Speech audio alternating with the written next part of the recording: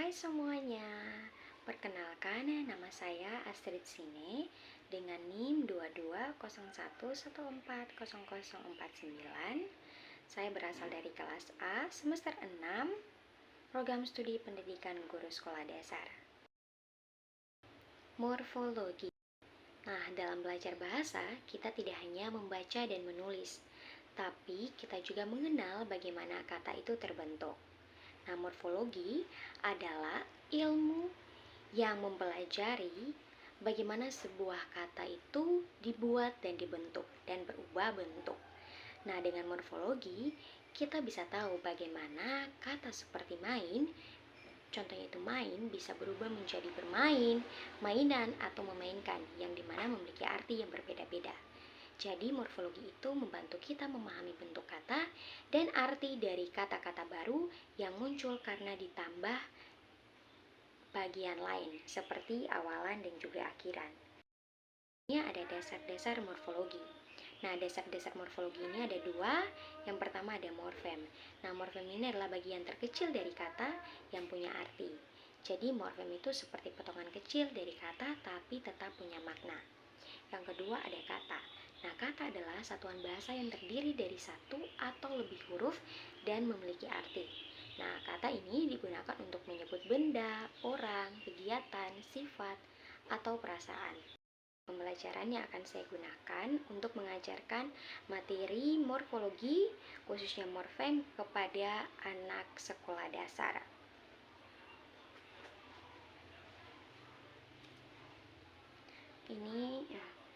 Nah, yang pertama ini di sini ada morfem 1 dan juga morfem 2. Nah, di mana morfem 1 ini adalah morfem bebas, di mana morfem bebas ini adalah morfem yang dapat berdiri sendiri dan tidak membutuhkan bantuan dari morfem yang lain.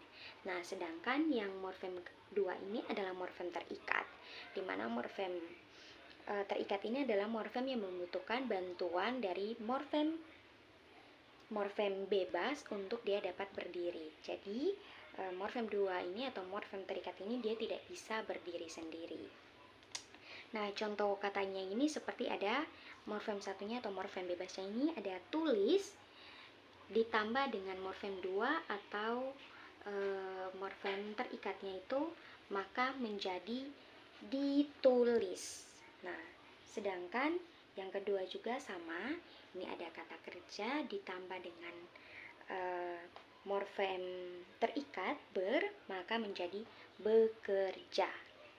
Kata dasar adalah kata yang belum ditambah apa-apa dan sudah punya arti sendiri. Kalau kata dasar diberi tambah seperti awalan atau akhiran, maka akan berubah menjadi kata turunan. Media selanjutnya yang saya gunakan untuk mengajarkan tentang kata dasar dan juga kata turunan kepada anak sekolah dasar yaitu berupa kartu. Nah, di mana di sini yang berwarna biru gelap ini adalah kata turunan dan juga yang berwarna biru terang ini adalah kata dasar. Jadi kita bisa menaruh ini di depan meja, setelah itu menyuruh siswa untuk maju dan mengambil satu kartu. Setelah itu mereka dapat tampilkan, mereka bisa tempel di papan tulis atau kalau tidak ditempel di papan tulis, maka kita bisa suruh mereka untuk mencari pasangan dari kata dasar ini. Misalnya kata dasarnya ini adalah makan, maka kata turunannya itu apa? Apakah berlari atau dimakan? Nah, seperti ini. Selanjutnya ada imbuhan. Nah, imbuhan adalah bagian kecil yang ditambah ke kata dasar untuk membuat arti kata menjadi berbeda atau lebih jelas lagi. Imbuhan bisa diletakkan di awal, di akhir, atau di awal dan di akhir kata. Misalnya, kata baca, jika ditambah imbuhan me, maka menjadi membaca.